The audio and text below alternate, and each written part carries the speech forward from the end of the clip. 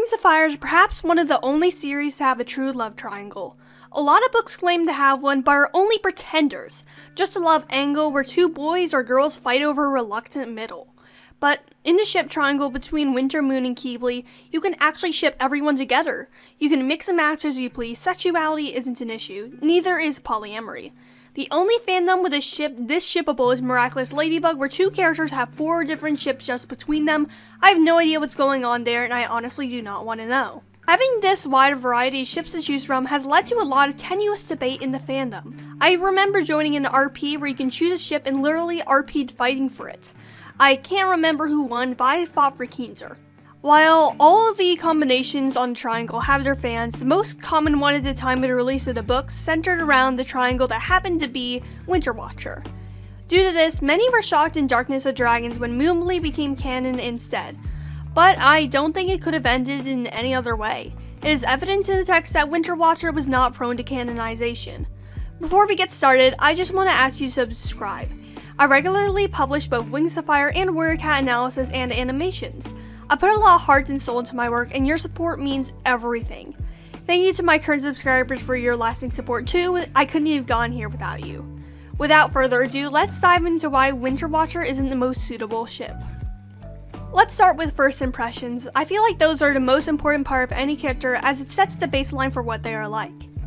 Soon after Moon arrives at JMA, we find Winter chasing down his scavenger Bandit, which ends up in Moon's claws. Already, we can tell that Winter is a good dragon. Never in this series has a dragon who is like scavengers turned out to be evil, as we are scavengers and Tui knows we hate seeing scavengers being mistreated as they are literally humans. However, he throws his goodwill out of the window as he threatens Moon violently and gets up in her face. This shows a lot of his very aggressive personality, as violence was his first response. It also demonstrates his prejudice against Nightwings. Qinter comes in and tries to defuse the situation. He asks Winter why defusing was in his first response and tries to use a joke to lighten the situation. Already, we can see 2 very different perspectives on these characters. Winter uses violence while Qinter uses his head to resolve the situation. We also get a glance directly into their heads during the first meeting of the Jade Winglet. Moon stared into Winter's cold blue eyes and felt as if ice was traveling across her scales to her wingtips. How could he hide from him if they were constantly in classes together? It's her, he thought, and an echo came from Qible's mind. It's her. How can I keep an eye on her, thought one. How can I figure her out, thought the other. Did she just get more tense as we came in? Is it Winter she's worried about? Or both of us? She looks a tiny bit scared of everyone, but also like she can take care of herself if everyone would just leave her there. She likes that Rainwing though, her clawmate, the one that's all heart. I wonder if I can get her to like me. I'll find out why she knows so much about scavengers, Winter thought. I'll find out everything about her. I could protect her. Would she want that? Qinter wanted. It's what I do best. It's what I've done for Thorn since I was 3. She said I needed to find something else to do with myself, that I'm wasting my potential and she has enough dragons to protect her. As if I could trust any of them. Wonder what Thorn would think of Moon. Is she a threat or the kind of dragon the Outlaws are sworn to protect? Why haven't I figured it out yet? And then, more softly, but chiming from somewhere inside of both of them, I wonder what she thinks of me. She didn't know. She wasn't quite sure what she thought of either of them. She kind of wanted to hide from them, and she also wanted to keep listening. It was very hard, actually, to have so many thoughts of her own, while so many others were crowding in a room all at once. Another demonstration of Winter's confrontational behavior takes place after the first explosive has been detonated. Winter accuses Moon of setting the fire, and threatens to tell everyone that she set it up, which is not the smartest move. There's literally no evidence that she set it other than she possibly smelled it, or, as Turtle conveniently points out, the second that Winter leaves, that she has visions. Holy moly plot convenience. After learning of her abilities, Qinter feels like his privacy is being violated and leaves. I feel like Winter in the same situation would probably attack her and demand, "What have you been doing in my head? What secrets do you know? Do you like me, Moon?" or something like that. However, despite his own anger, Qinter is able to make a logical decision and pushes his own feelings aside for the greater good. Unlike Winter, who refused to be friends with Moon even before the bombing. By the end of the book though, I feel like Winter becomes more tolerant of Nightwings. When Icicle attacks the DOD, he responds with this. Good. would you rather be good or strong? Icicle spat at him. In response, Winter smashed his sister across the head with his tail. Icicle fell back roaring and Moon gasped for air. Starflight and Moon did not kill Hairstorm, Winter shouted. Queen Scarlet did. She's the one who took him prisoner. He would have died in the arena sooner or later. How could you work with her? How could you work for her? How can you do anything she says? However, in Winter turning, he immediately returns to his active state of being racist. Holy smoking vipers, Keepley said. The Sandwings swooped down towards a river of molten lava and then back up towards Winter. If I ever had nightmares, they'd be about this place from now on. I think this might take care of my nightmares, Kinkajou said. Imagine having your home be devastated like this. Poor Nightwings. Poor Nightwings, Winter exploded. He would not feel sorry for Nightwings. Are you serious? What is wrong with you? Don't you remember what they were doing to your tribe? To you? How they planned to steal the rainforest and probably kill you all. Kinkajou flinched away from him, covering her eyes. I know, she said in a small voice, but isn't it still sad? They deserve this, Winter spat. After everything they've done, the Nightwings deserve to lose their home like this. How can you say that? Moon said. How could any tribe deserve this? Seriously, Kibley said. What did they do to the Icewings to make you hate them so much? Goodness, Winter. Have some sensitivity for once. Don't speak over Kinkajou. She was literally captured and tortured for months by Nightwings. Earlier in the book, when they first leave Jade Mountain Academy, Winter thinks this. Worst of all, how could he ally himself with a Nightwing, even temporarily, if he went into it knowing not to trust her, to travel with Moon, to spend a single moment along with her, knowing what he knew now, and yet there was a feeling that he should not be feeling. I should stay as far away from her as I can. Mother and father would be disappointed in me. If they heard this, any potential position in the palace would be gone forever. I landed at the bottom of the 7th circle and had to choose between the Diamond Trial or being stationed on an Arctic island outpost for the rest of my life. He could see their faces clearly, the look that they got whenever you did something wrong. The look that said, if only we'd lost you instead of Hailstorm. If only you'd met any of our expectations. If only you were everything an Icewing should be. I feel like Moon isn't a romantic interest for Winter. She's more of a forbidden fruit. She's enticing because he knows he can't be with her. Crushing on Moon for Winter is a way to rebel against the standards he's been raised under. Moon isn't particularly nice in this book, but she isn't mean either. On the other hand, Keepley greatly hands his sympathy to Winter despite his actions. Keepley is really being too generous here. Winter has done nothing but insult his wingmates for the duration of this book. For goodness sake, the opening was Winter making remarks about Raymings being lazy and Keepley being smart, but also a traitor and desperate for money like the rest of the Sandwings. I feel like Winter doesn't come back to the Jade Winglet because of Moon. He comes back because of Keepley, who has always been nice to him and even been very selfless towards him back on multiple occasions. Winter left the Icewing Kingdom not because the Winglets were more appealing, but because he was pretty much kicked out and sacrificed to the Ice Caves. He realized the system he was embracing no longer provided anything to him in return, and he went to the one place that would. The book that best shows their differing personalities has to be Darkness of the Dragons. This book also shows how Qinter is the superior ship, but shh, that's not the focus right now. By this book, Winter is toned down on his hate everyone-ness, but that might be the nice spell that Darkstalker put on him. We also get to learn more about Keepley. I'm sorry for not talking about him a lot, but this analysis is focused on Winterwatcher, not Moonblee. During this book, we get to see the differences in their decision-making. Winter makes decisions from his heart, such as rescuing the scavengers and putting themselves at risk. Keepley, on the other hand, uses his head. After his mother helps them escape and even says she loves him, something he wanted to hear during his entire childhood, he has to make the difficult decision to arrest her. After his mother is arrested, Keepley tries to put the protection spell on Winter, who then attacks him. Winter initially blames the spell, but then realizes that was also his own fear out of being under spell like his brother that caused him to attack Keepley. Now that's character development. Winter in the past never would have apologized for anything. Afterwards, they learn of another spell being done on Fierce Teeth to make her look and act like Clearsight. Here's how Winter reacts. He's not evil, Moon flared before Keepley could step between them.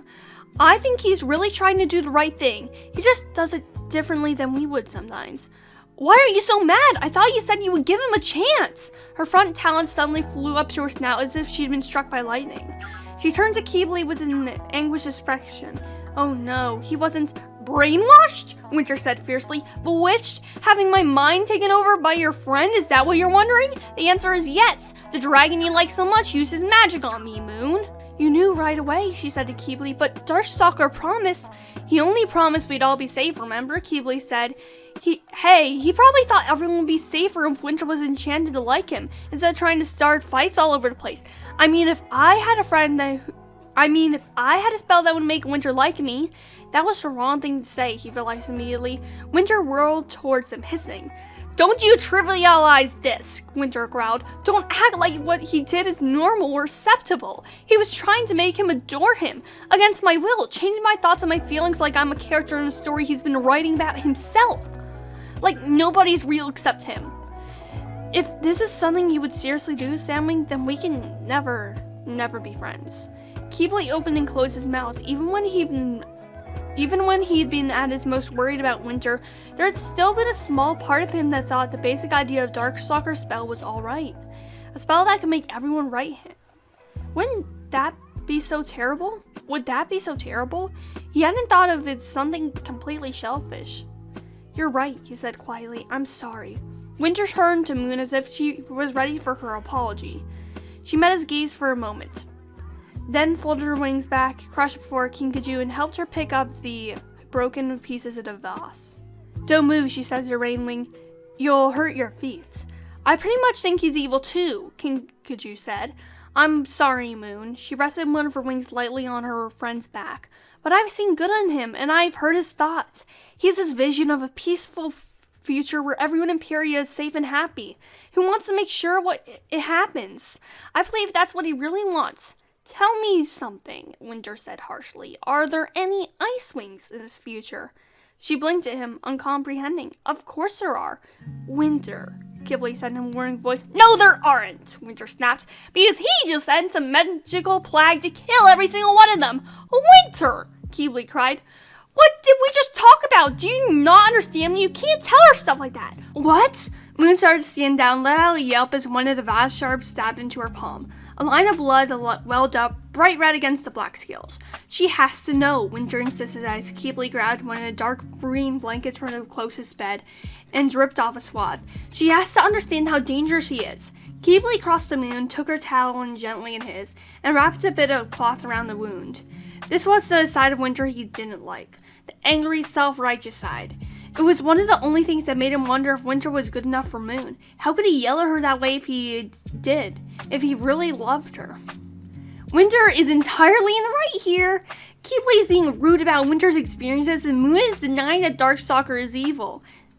Though Winter could have told her about the plague in a tiny bit more delicately a manner, he's still 100% based.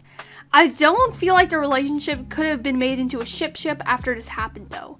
Winter is unable to disconnect Moon from Darkstalker and is supportive of him, making it hard for them to be friends. It's no surprise he chose the Ice Wings over the Jade Winglet in the ensuing battle if they were just gonna hate him for telling the truth. At the end of the book, Keebly is faced with a choice between almighty power and pretty much nothing else. He is told by Darkstalker that Moon will still love him if he chooses the magic. He has nothing to lose and everything to gain, and he still refuses. Instead of making the emotional decision and choosing Moon and being an animus, he makes the logical one and rejects the spell that comes with drawbacks, seeing as how many times Darkstalker has enchanted other dragons. Both Winter and Keebly deal with abusive families throughout the books. Winter was raised by the cultish Ice Wings, while Keebly was abused by everyone in his family, including his own siblings. During Darkness of Dragons, both of them have to confront their abusive families again. Winter, when given the choice between the Ice Wings, who have been disrespectful and abusive towards him, and his friends, who have stood by him in his darkest moments, chooses the Ice Wings.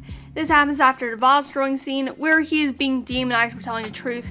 I honestly can't blame him, as I said earlier.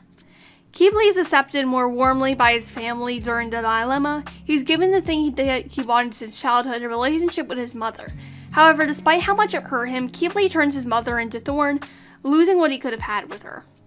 It's obvious that their personalities and childhoods are a factor with who Moon chooses, but I feel like there's another thing at play too, tropes and the upturning of them. Winter, in my opinion, is a classic bad boy character, aggressive on the outside but caring inside.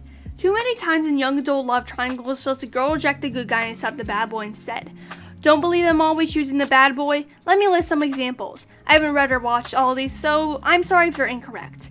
Tiger Heart and Dovewing and Moira Cats, Edward and Bella in Twilight, Allie and Lon for The Notebook. The list just goes on and on. Hell, even just by bad boy romance is common, without the love triangle, and it has its own trashy genre on Wattpad that you should avoid reading at all costs. Having someone fall in love with a deeply troubled bad boy comes with the implication that love will fix them and there will be no worries, and there will be no trouble as the love will make them better, as if it would be as simple as the Beast's transformation at the end of Beauty and the Beast. However, this puts a lot of pressure on the love interest character that shouldn't be there. This makes the love interest character the therapist in a relationship. Relationships should be open and have good communication, however there are things only a therapist can deal with, such as childhood trauma, which Winter obviously has due to being partially blamed for Hailstorm's kidnapping and growing up on the regimented cult-like society the Ice Wings. Winter does change for Moon, I have to admit.